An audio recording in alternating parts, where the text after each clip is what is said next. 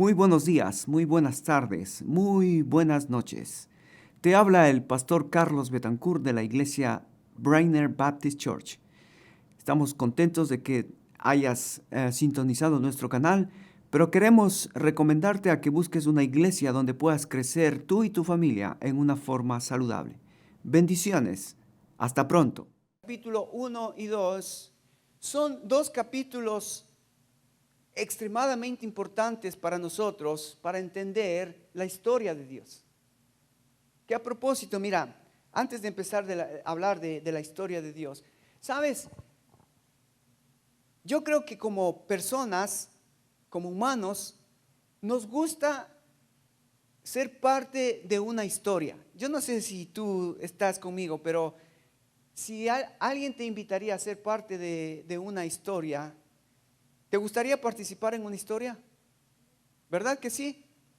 Yo creo que se dice, mira, vamos a hacer una historia de salvar la humanidad. ¿Quieres ser parte de la historia? ¡Wow! Gracias por invitarme. Gracias por ser parte de la historia. ¿Sí?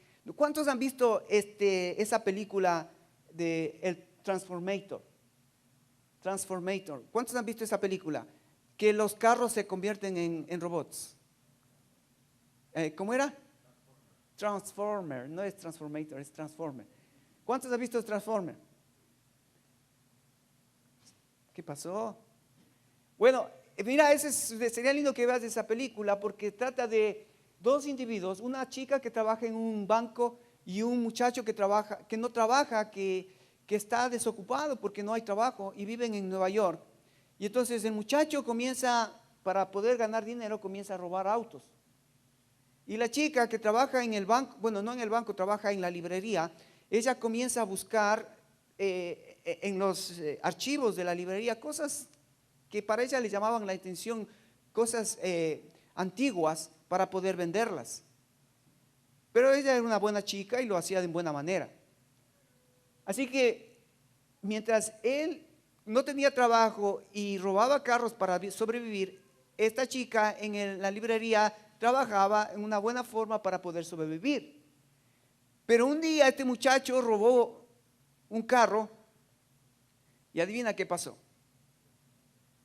Que se metió en el carro del Transformer. El carro era del Transformer. ¿Y qué pasa con los Transformers? Era que ellos venían a este planeta porque venían a buscar unas llaves que ellos necesitaban para salvar su planeta. Y entonces la película consiste en eso, en que los Transformers vienen a este mundo y estos dos muchachos se ven metidos en la historia de los Transformers. Y tiene sentido y hace sentido cómo ellos no eran nada, pero al meterse en la historia llegaron a ser héroes. Bueno, la historia de Dios es como una historia grande, donde Dios te permite meterte en su historia porque Él quiere hacer algo con tu vida. Fíjate, en el Antiguo Testamento tenemos a Abraham, tenemos a Moisés, tenemos a David, y hay muchos otros que se metieron en la historia de Dios. Por eso es que les conocemos. Si no, estos serían unos ilustres desconocidos, ¿sí o no? Pero porque se metieron en la historia de Dios, escucharon la invitación de Dios y ellos accedieron a la invitación de Dios, ellos han quedado registrados en la historia de Dios. Entonces, yo quisiera que pienses esto. En esta mañana lo que vamos a ver es cómo Dios nos invita a ser parte de su historia para que nuestra vida trascienda, no solamente seamos parte de este mundo pasajera, sin sentido, sino una estadía en este mundo que vale la pena haber venido a este mundo a hacer algo, a cumplir un propósito eterno de Dios en nuestras vidas. Así que vamos a Génesis. Ahora, ustedes saben la historia, la creación, y aquí hay tres elementos muy claros, claves y claros en este capítulo 1 y 2. El primero es Dios, ¿verdad? Génesis 1:1 dice, en el principio creó Dios los cielos y la tierra. Y ustedes van ahí a encontrar todo lo que Dios hizo en 6 días, después el séptimo día. Entonces, el primer personaje, Dios, el creador.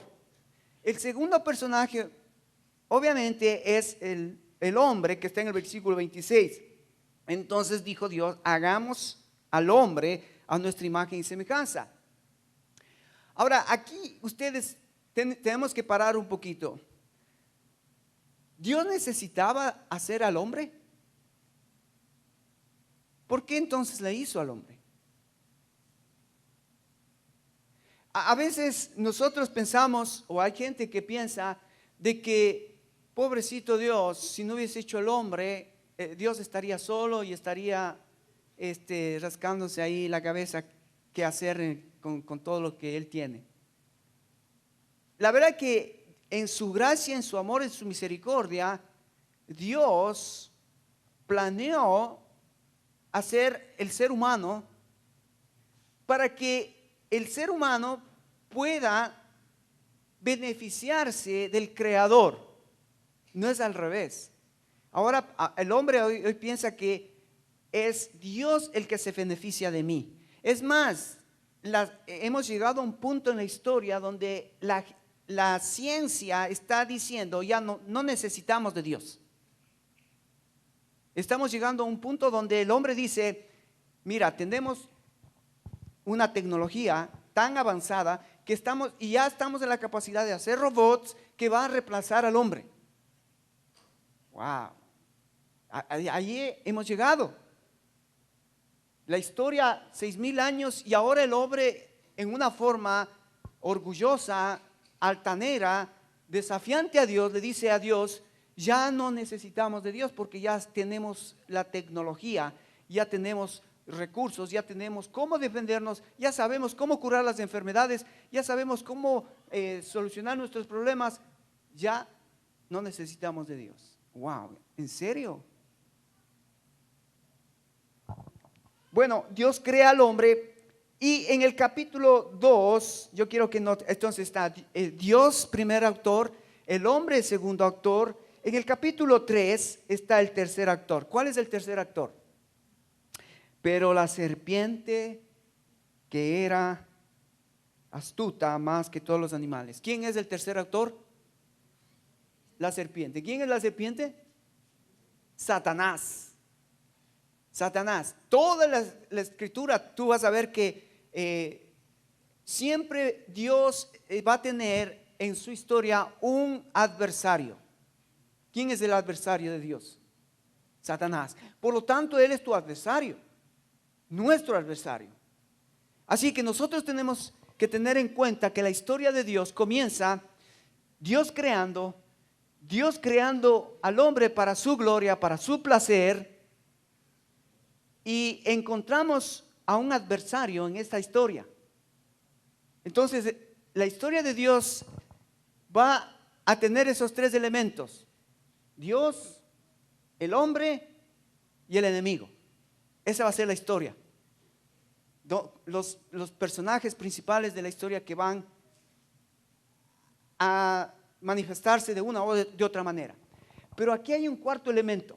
A mí me encanta eso, el cuarto elemento. ¿Cuál es el cuarto elemento en esta historia? Esto. Un árbol.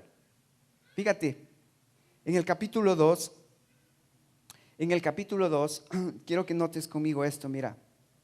Versículo 9 dice, y Jehová Dios hizo nacer de la tierra todo árbol delicioso a la vista y bueno para comer, también el árbol de la vida en medio del huerto, el árbol de la ciencia del bien y del mal. Así que en la creación, en el jardín, había dos árboles: un árbol del bien y del mal y un árbol llamado el árbol de la vida.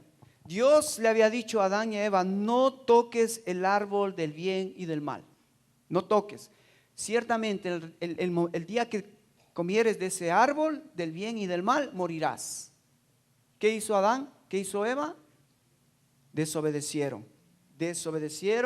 y no les importó escuchar la mentira del diablo. Acuérdate, ahí ya empieza el diablo, ya empieza el enemigo. Y entonces Adán y Eva sucumben a la tentación, dan la espalda a Dios, y entonces Dios tiene que hacer algo. Capítulo 3. Versículo 16, a la mujer dijo, multiplicaré en gran manera los dolores de tus preñeces, con dolor darás a luz tus hijos y tu deseo será para tu marido y él se enseñoreará de ti. Nota aquí empieza una palabra bien fea que no nos gusta, con dolor, con dolor. Empieza después del pecado, la consecuencia del pecado, comenzamos a ver el dolor ya en nuestra presencia, en nuestro medio. Versículo 16, espinos y cardos te producirán y comerás plantas del campo.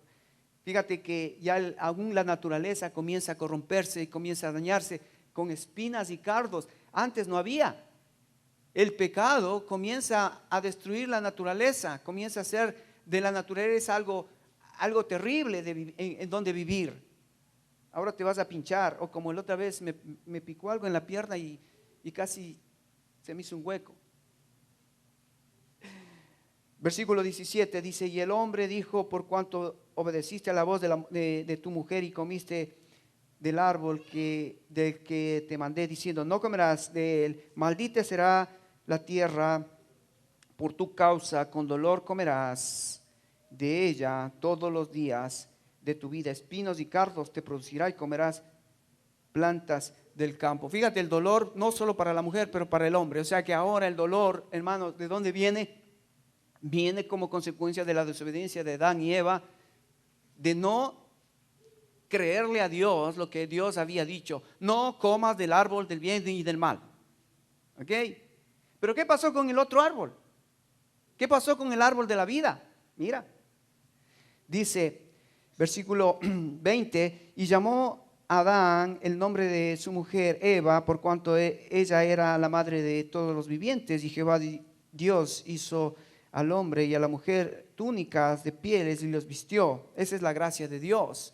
Ellos se habían tapado con hojas, pero el Señor trajo túnicas para vestirlos. Eso significa que para que ellos se hayan vestido de túnicas tuvo que haber sacrificio. Alguien tuvo que haber muerto. En ese sentido, ya Dios nos estaba enseñando, Dios nos estaba mostrando que la paga del pecado es muerte y la muerte necesita un sacrificio, un cordero. Bien, versículo 22, y dijo Jehová Dios, he aquí que el hombre es como uno de nosotros, sabiendo el bien y el mal, ahora pues, que nos alargue su mano y tome también del árbol de la vida y coma y viva para siempre. Así que Dios, en un acto de misericordia, por la desobediencia que Adán y Eva tuvieron, tuvo que sacarlos del huerto, del jardín, para que no toquen el árbol de vida, porque habían tocado el árbol del bien y del mal. Ahora, imagínate, ponte a pensar, ¿qué hubiese pasado si Dios hubiese permitido a Adán y a Eva permanecer en el jardín? Si ya desobedecieron con el árbol del bien y del mal, sería terrible si el hombre hubiese podido tener acceso al árbol de la vida.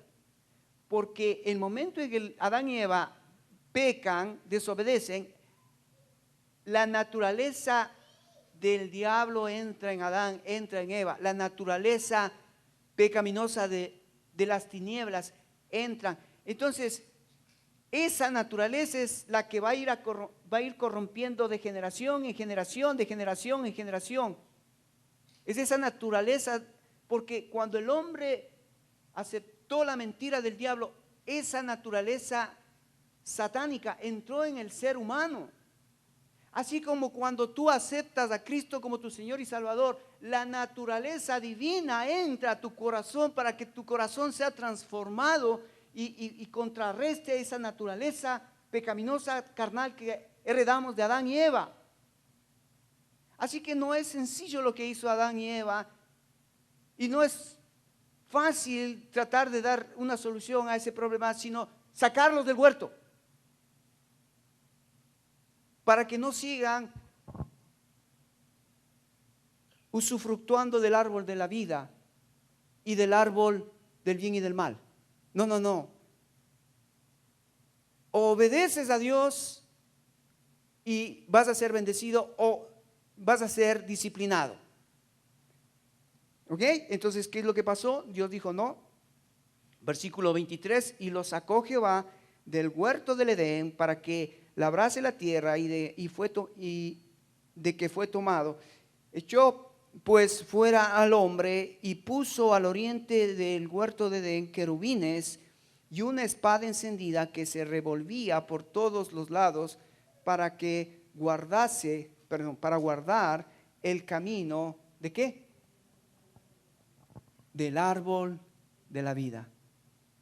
El árbol de la vida representaba la misma vida de Dios, la misma vida espiritual que el hombre necesitaba de Dios, representaba ese árbol de la vida, de donde el hombre podía enriquecerse, de donde el hombre podría comer, de donde el hombre podía crecer con Dios. Es interesante que en Génesis capítulo 3, vos vas a ver que cuando Adán y Eva peca, ¿qué hace Dios cuando él baja al huerto, baja al jardín? ¿A quién llama?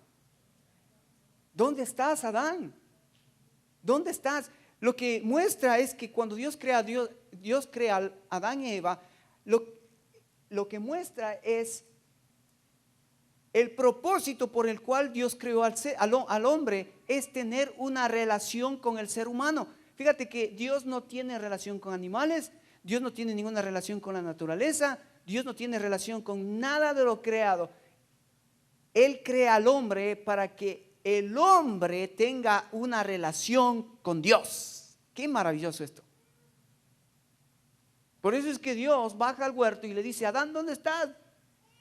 ¿Por qué te escondes? Y sabes que eso es lo que pasa hoy en nuestros días.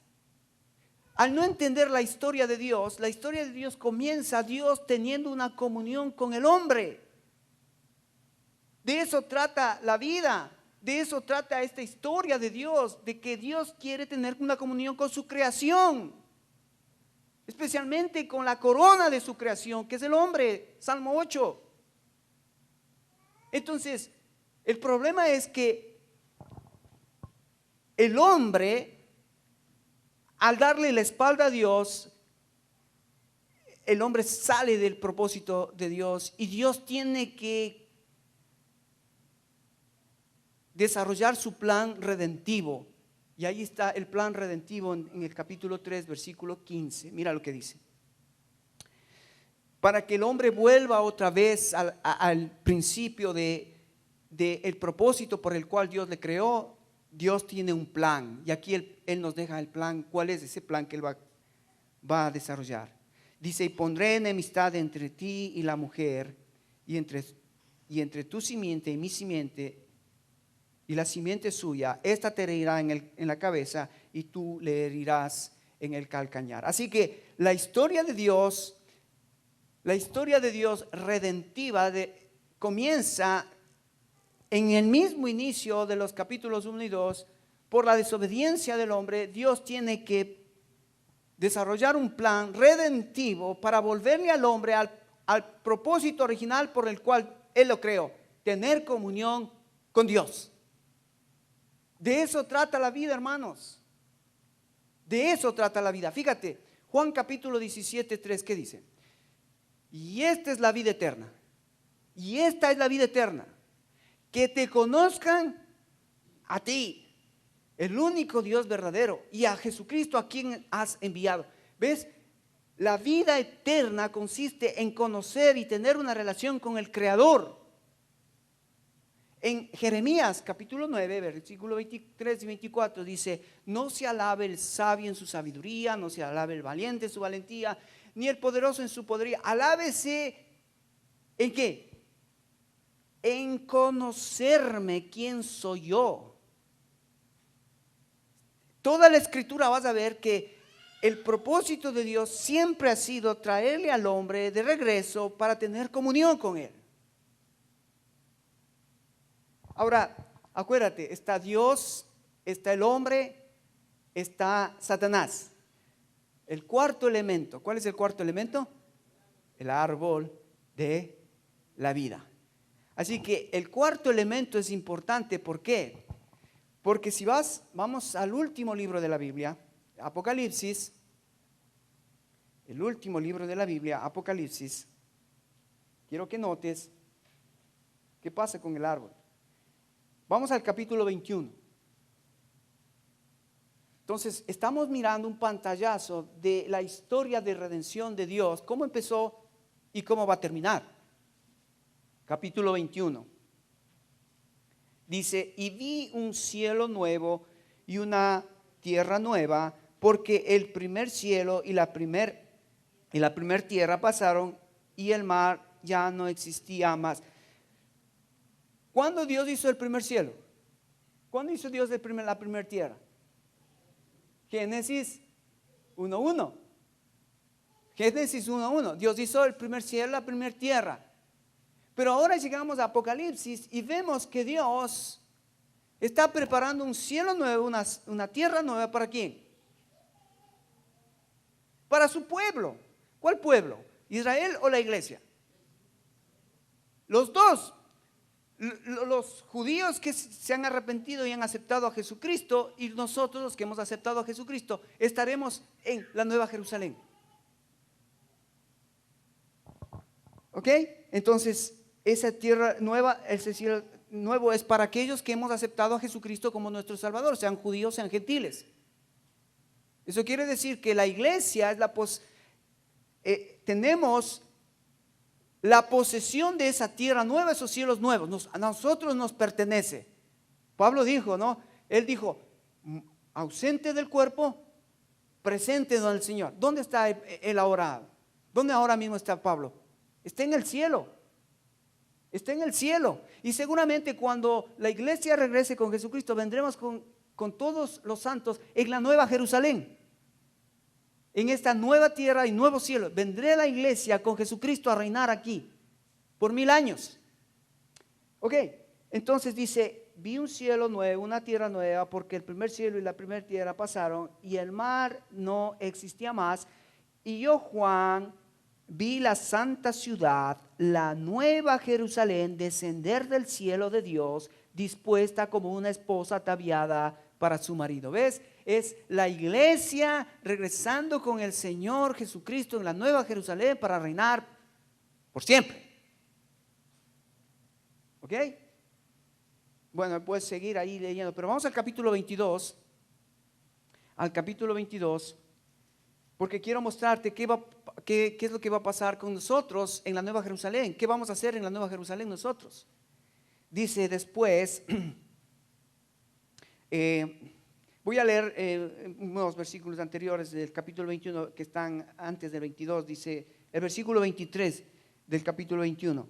Dice así: la ciudad no tiene necesidad de sol ni de luna que brille en ella, porque la gloria de Dios ilumina y el Cordero es su lumbrera. ¡Qué precioso! Es la nueva Jerusalén, es la tierra nueva, el cielo nuevo donde vamos a estar. No va a necesitar sol, no va a necesitar luna, porque Cristo, el Cordero, alumbrará. Y las naciones que se hubieran sido salvas andarán a la luz de ella, y los reyes de la tierra traerán su gloria y honor a ella. Sus puertas nunca serán cerradas de día, pues allí no habrá noche. Y llevará a la gloria y a la honra de las naciones a ella. No entrará en ella ninguna cosa inmunda o que se hace abominación y mentira, sino que solamente los que están inscritos en el libro de la vida del Cordero. Este es el quinto elemento, el libro de Dios. Al final va a haber un libro donde están inscritos todos aquellos que han sido salvados por el Cordero. Qué precioso. Versículo 1 del capítulo 22. Después me mostró un río limpio de agua viva, resplandeciente como de cristal, que salía del trono de Dios y del Cordero, en medio de la calle de la ciudad. Y a uno y otro lado del río estaba ¿qué? ¿Estaba qué? El árbol de la vida. Fíjate que el mismo árbol que comenzamos en Génesis, que no fue tocado, que no fue permitido tocar a Adán y a Eva, aparece en Apocalipsis al final, en la Nueva Jerusalén, el árbol de la vida. El árbol que va a ser nuevamente la representación del alimento que su pueblo va a necesitar para poder crecer en nuestra relación con Dios, para crecer en nuestra relación espiritual con nuestro Dios. Así que fíjate, Dios creó los cielos y la tierra al principio, Dios, el hombre, Satanás y un árbol llamado el árbol de la vida. La historia se desarrolla hasta el clímax donde Dios manda a su Hijo. Y al final terminamos con cielo nuevo, tierra nueva, que es la nueva Jerusalén, donde vamos a estar nosotros, la iglesia, reinando con Jesucristo. ¿Habrá que tener temor de algo, por alguien, cuando sabemos cuál es nuestro fin? Un día alguien dijo que le encontró a un indígena leyendo el Apocalipsis y le dice el pastor, ¿entiendes lo que lees? Y el indígena le dice, sí entiendo. ¿En serio entiendes lo que dice el Apocalipsis? Y el indígena, muy serio y muy tranquilo, dice, sí entiendo. A ver, le dice, ¿qué entiendes? Y es fácil, dice, estamos del lado del ganador. De eso trata Apocalipsis. Porque Apocalipsis te revela qué va a pasar al final y quién va a ganar, los malos o los buenos. Y a mí me encanta porque las historias del oeste siempre terminan así, ¿no? El chuchita mata a los malos, a todos los malos, y después dice, espérenme un ratito, ya regreso. ¿Y a quién va a buscar? A su chica. Y eso es lo que Jesucristo va a hacer al final. Va a matar a todos y va a salvar a su chica. ¿Quién es su chica? La iglesia. Wow. Esta es la historia de Dios. La historia redentiva de Dios, cómo empezó y cómo va a terminar. Entonces, lo que quiero es que infundir en ustedes no un miedo, no una angustia, no un pánico. Hermanos, estamos del lado ganador. La cosa es saber qué es lo que es mi responsabilidad en el medio. ¿Cuál es tu responsabilidad en el medio? Ese es lo que nos compete. ¿Sí o no? Ok. Ahora mira, yo quiero que no solamente conozcas la historia de Dios, pero también los planes de Dios, porque eso es importante. Una cosa es conocerle a Dios y otra cosa es los planes de Dios. O sea, una cosa es saber que Dios es omnisciente, omnipresente, omnipotente. Ese es el carácter de Dios. Pero otra cosa es conocer qué son sus caminos, qué es su voluntad, qué es lo que Dios me pide a mí aquí en la tierra. Es otra cosa, ¿verdad? Entonces nosotros somos llamados a primero deleitarnos de conocerle a Él, su carácter, y ese carácter que nos ayude a conectarnos con sus planes aquí en la tierra. Quiero llevarles a un texto en el Antiguo Testamento, en el libro de Segunda de Reyes, en el capítulo 17. Porque creo que tanto Israel como nosotros, en este peregrinar que estamos aquí, en este caminar, a veces no entendemos y nos confundimos qué es lo que Dios realmente pide y quiere de nosotros. Entonces, ya esto Israel lo vivió, ya esto Israel tuvo que ser disciplinado por esto. Entonces, Segunda de Reyes, capítulo 17. Y aquí va a hablar del pueblo de Israel. Y quiero que notes qué es lo que pasa con el pueblo de Israel, cómo quiere vivir el pueblo de Israel y qué tiene que hacer Dios para ayudarle a que entienda. Vamos a leer desde el versículo 27. Capítulo 17, versículo 27. Dice, y el rey de Asiria mandó diciendo, llevad allí a alguno de los sacerdotes que trajiste de allá y vaya y habite allí y les enseñe la ley del Dios del país. Y vino uno de los sacerdotes que habían llevado cautivos de Samaria y habitó en Betel y les enseñó cómo habían de temer a Jehová. Me encanta esto. ¿Te acuerdas que vimos el libro de Timoteo? ¿Por qué Pablo escribió a Timoteo? ¿Cuál fue el propósito de Pablo de escribirle a Timoteo? Para que sepas cómo conducirte en la casa de Dios. Ese es el propósito de la iglesia ahora. Saber cómo debo conducirme. Dios le dice al profeta, ve para que enseñes cómo deben temer a Jehová. Y esta palabra temor, estaba estudiando, es interesante porque la palabra temor no es miedo. La palabra temor es reverencia, asombro. O sea, cuando tú conoces el carácter de Dios, los planes de Dios, tendrías que asombrarte, tendrías que decir, wow. Cuando tú conoces a Dios, tendrías que hacer lo que hizo Isaías cuando vio a Dios sentado en el templo. ¿Qué hizo Isaías? Se postró, adoró a Dios. Cuando Dios le dio a Juan la visión de lo que va a suceder en Apocalipsis, Juan vio a Dios. Juan vio a Jesucristo sentado a la diestra de Dios Padre y cayó postrado. Nosotros deberíamos, cada vez que tenemos la oportunidad de conocer el carácter de Dios, los planes de Dios, adorarle más a Dios. Ok, entonces ese es el propósito de traer profetas a Israel, traer enseñanza a Israel, que teman a Jehová. Pero ¿cuál es el pueblo cuál es el problema del pueblo? Mira, versículo 29.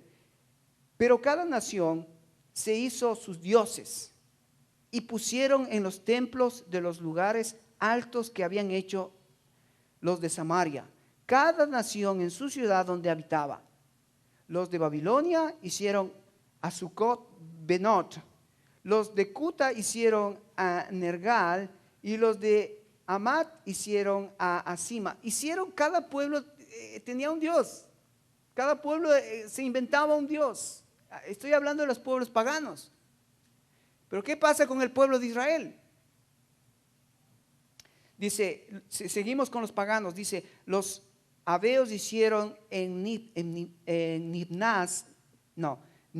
Nibás y a Tartac. Wow, estos nombres un poco difíciles, ¿no? Y los de Sefarbín quemaban sus hijos en el fuego para adorar a Adramelech y Anamelech, dioses de Sefaraim. Ok, ¿te das cuenta qué estaba pasando? Que habían pueblos alrededor de Israel que tenían sus dioses y cada dios era más soez, más espantoso uno tras de otro. De tal manera que estaban muchos sacrificando en fuego a sus hijos por sus dioses. Estoy hablando de los pueblos paganos. Nota lo que está sucediendo alrededor nuestro. Cada vez escuchamos cosas como lo que pasó en Siria, el ataque que hubo de Rusia contra Irak, no, perdón, Ucrania. ¿Qué pasó ahí? Muchos niños murieron, muchas mujeres, muchas personas inocentes murieron. ¿Qué es lo que hoy estamos escuchando con Hamas? Que mataron niños, mujeres, secuestraron, violaron. O sea, hacen una barbaridad. ¿Ok? Y ahí estaba Israel. Estaba Israel mirando todos esos dioses, mirando todo lo que estaba sucediendo alrededor. ¿Qué se supone que tendría que haber hecho Israel? Temer a Jehová, respetar a Jehová, amar a Jehová, servir a Jehová. Ok, versículo 32. Dice, ¿qué estaba haciendo el pueblo de Dios? Dice, temían a Jehová e hicieron del bajo pueblo sacerdotes de los lugares altos que sacrificaban para ellos en los templos de los lugares altos. Temían a Jehová y honraban a sus dioses. Mira, nota que ahí dice dioses con D minúscula. según la costumbre de las naciones de donde habían sido trasladados. ¿Qué estaba haciendo Israel? Temían a Dios, pero también temían por si acaso a los dioses paganos. Por si acaso. Para no estar fuera de onda. ¿Sí? Ellos decían, no, queremos a Dios. Sí, sí, Dios. Pero también los dioses paganos. Wow. Versículo 34. Hasta hoy hacen como antes.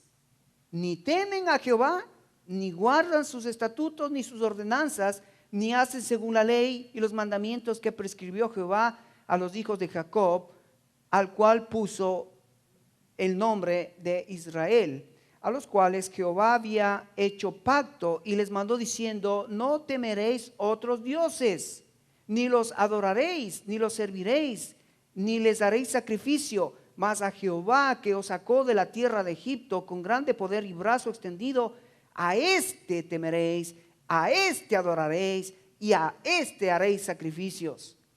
Los estatutos y decretos y derechos y ley y mandamientos que os dio por escrito, cuidaréis siempre de ponerlos por obra y no temeréis a dioses ajenos. Dios mandó celosamente a que le adoren a Él, le sirvan a Él, le honren a Él, no a dioses ajenos.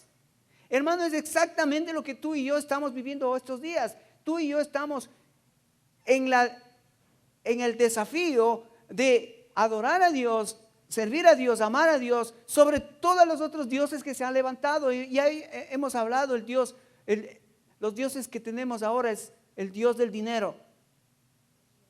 El Dios del dinero, el Dios de la tecnología, el Dios de las riquezas, el Dios del poder. Muchos dioses que tenemos alrededor nuestro. Dios le dijo a Israel, adórame a mí, témeme a mí. Y esa es la historia de Dios. La historia de Dios es los que adoran a Dios, temen a Dios, sirven a Dios, o aquellos que tienen miedo y comienzan a adorar los ídolos.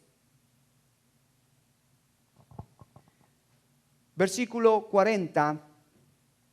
39 dice, mas temed a Jehová vuestro Dios, a Él os librará de la mano de vuestros enemigos. Mira lo que dice el versículo 40, tristemente, pero ellos no escucharon, antes hicieron según su costumbre antigua. Así temieron a Jehová aquellas gentes y al mismo tiempo sirvieron a sus ídolos y también sus hijos y sus nietos, según como hicieron sus padres, así hacen hasta hoy. Qué triste escuchar esta historia, y qué triste más es que esta historia se repite en nosotros, en la iglesia, en nuestros días. Queremos a Dios, sí. ¿Aceptaste a Cristo? Sí. Pero ¿por qué seguimos buscando los ídolos? ¿Por qué seguimos amando a otras cosas más que a Dios? ¿Por qué ponemos en nuestra escala de valores a Dios como en segundo plano y no a Él como la razón de mi vida? El pueblo de Israel no entendió.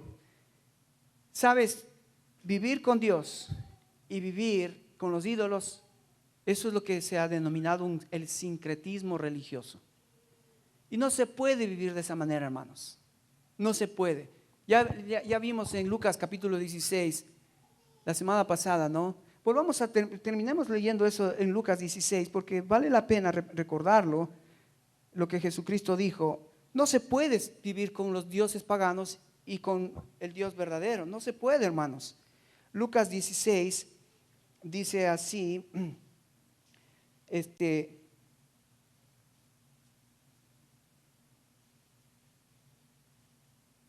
versículo 13, dice, ningún siervo puede servir a dos señores, porque o aborrecerás al uno y amarás al otro, o estimará al uno y menospreciará al otro. No podéis servir a Dios y a Mamón. ¿Te acuerdas el Dios de las riquezas? Mamón. Entonces Jesucristo también dejó bien claro: ¿a quién hay que temer? A Jehová, a Dios. Y entonces en este peregrinar que estamos nosotros ahora aquí en la iglesia, va a suceder, y el desafío para nosotros es el mismo que tuvo Israel. ¿Vamos a dejarnos influenciar por los dioses paganos?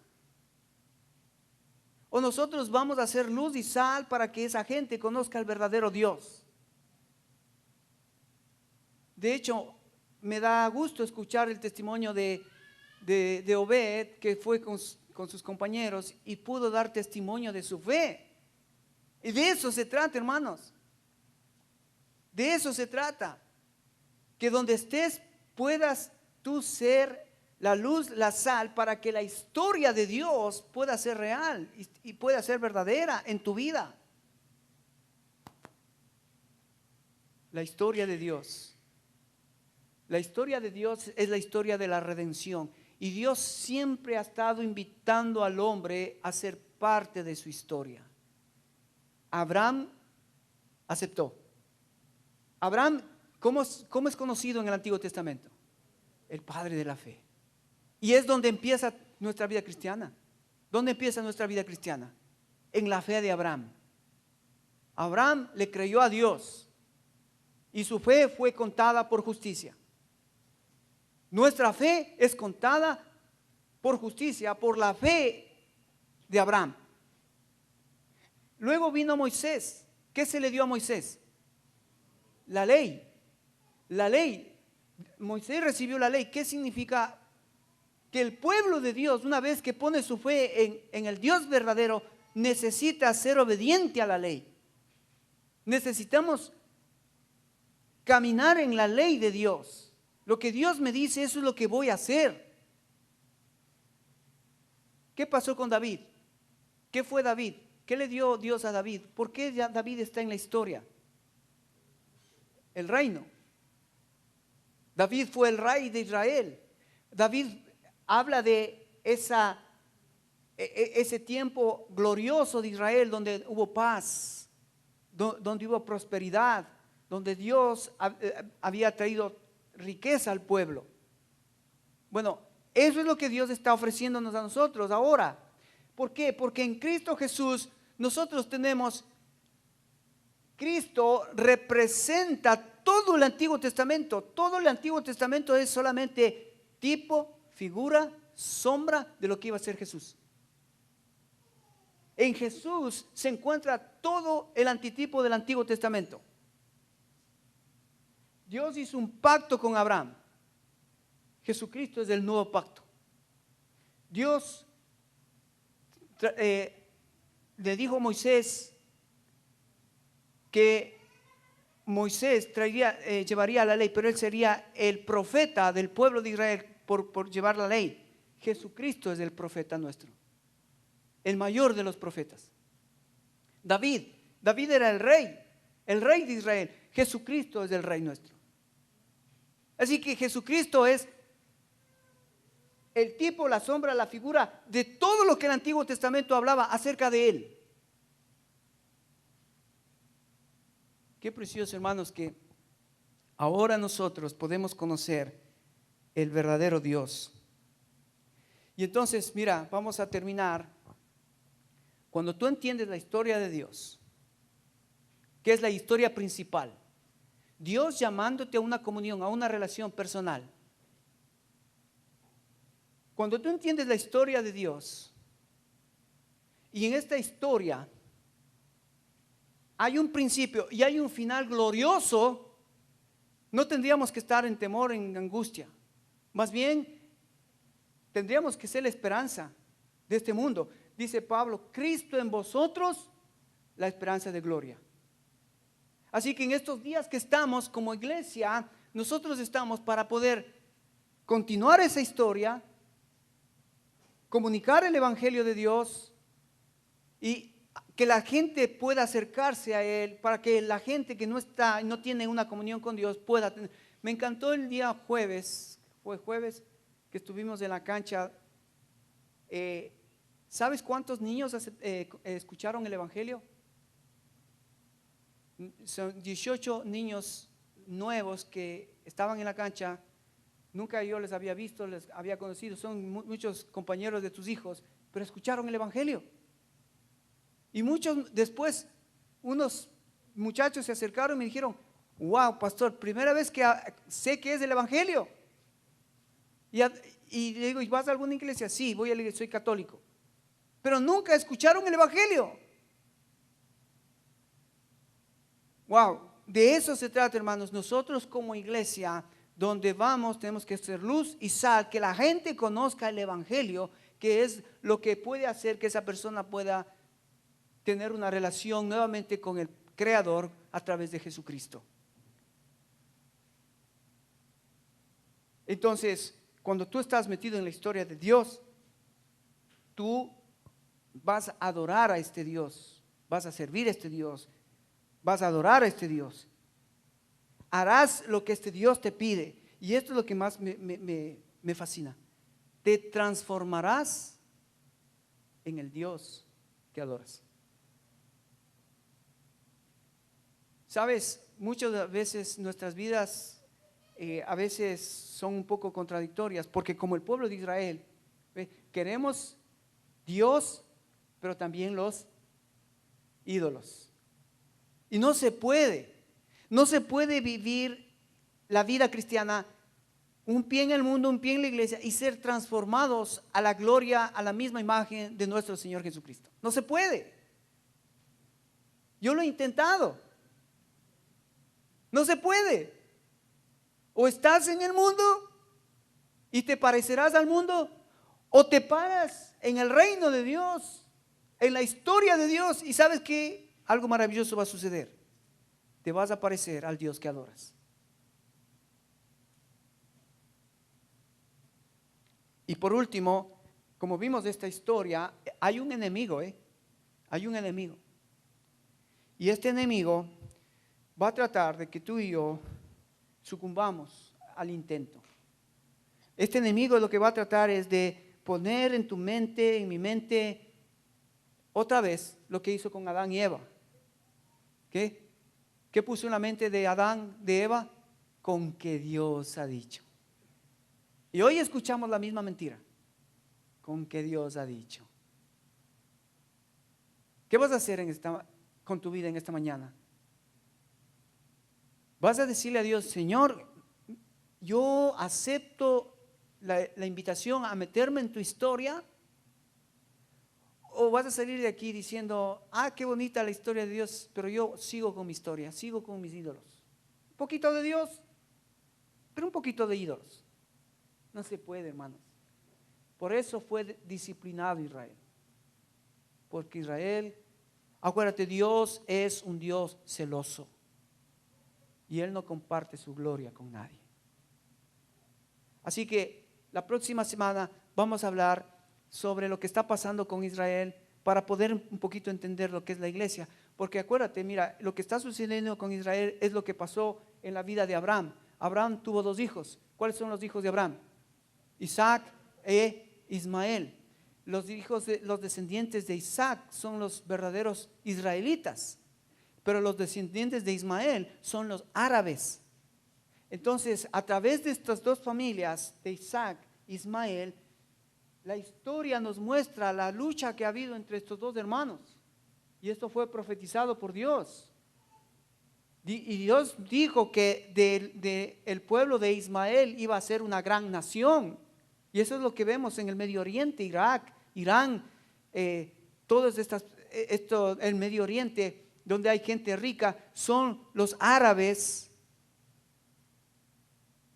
que son los hermanos de los judíos, que desgraciadamente estos árabes siguieron otra religión que no es la de los judíos y se hicieron musulmanes. Entonces los árabes son hermanos de los judíos, pero ellos tienen otra religión, otros códigos, otras leyes. ¿Y qué pasó? Que los árabes siempre han habitado en Jerusalén, siempre.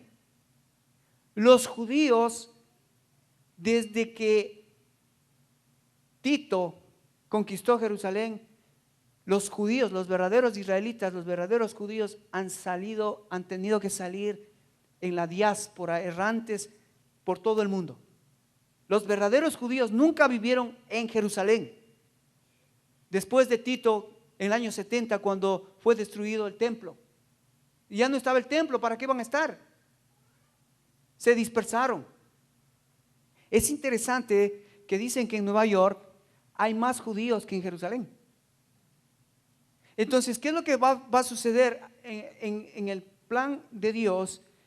Es que un día Dios, una vez que termine con su iglesia, una vez que termine con su esposa, Dios va a tomar, y eso nos va a enseñar Zacarías, va a tomar a Israel y va a terminar cumpliendo todas las promesas que él hizo a Abraham.